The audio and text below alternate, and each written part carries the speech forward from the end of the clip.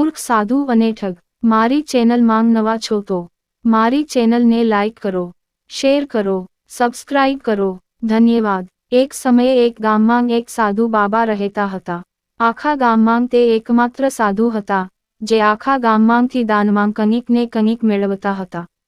દાનના લોભને લીધે તે ગામમાં બીજા કોઈ સાધુને રહેવા દેતો ન હતો અને જો કોઈ આવે તો તેને કોઈ પણ રીતે ગામમાંથી ભગાડી દેતો. આ રીતે તેને અઢળક પૈસા એકઠા કર્યા હતા. તે જ સમયે ઘણા દિવસોથી સાધુ બાબાના પૈસા પર એક ઠગની નજર હતી. તે કોઈ પણ રીતે તે પૈસા પડાવી લેવા માંગતો હતો. તેણે એક યોજના બનાવી અને વિદ્યાર્થીનો વેશ ધારણ કરીને ઋષિ પાસે પહોંચ્યો. તેમણે ઋષિને તેમના શિષ્ય બનવા વિનંતી કરી. પહેલા તો ઋષિએ ના પાડી, પરંતુ થોડા સમય પછી તેઓ રાજી થઈ ગયા અને ગુંડાને પોતાનો શિષ્ય બનાવી લીધો. ઠગ સાધુની સાથે મંદિરમાં રહેવા લાગ્યો અને સાધુની સેવા કરવાની સાથે મંદિરની દેખભાળ પણ કરવા લાગ્યો. છેતરપિંડી કરનારની સેવાથી ઋષિ ખુશ થઈ ગયા, પરંતુ તેમ છતાં તે છેતરપિંડી કરનાર પર સંપૂર્ણ વિશ્વાસ કરી શક્યા નહીં.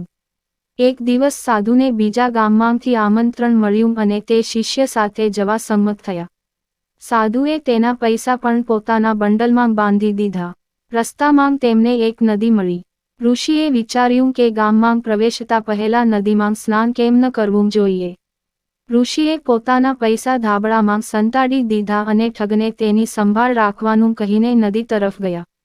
ઠગની ખુશીની કોઈ સીમા નહોતી. તેને તે તક મળી જે તે શોધી રહ્યો હતો. સાધુએ નદીમાં ડૂબકી લગાવતાની સાથે જ ઠગ બધો સામાન લઈને ભાગી ગયો. જલ્દી સાધુ પાછા ફર્યા. તેમને ન તો શિષ્ય મળ્યો કે ન તો તેનો સામાન. આ બધું જોઈને સાધુએ માથું પકડી લીધું. વાર્તામાંથી પાઠ. આપણે આ વાર્તામાંથી શીખીએ છીએ કે આપણે ક્યારેય લોભી ન થવું જોઈએ અને કોઈની નરમ વાતો પર વિશ્વાસ ન કરવો જોઈએ. પૂરી વાર્તા સાંભળવા માટે ધન્યવાદ.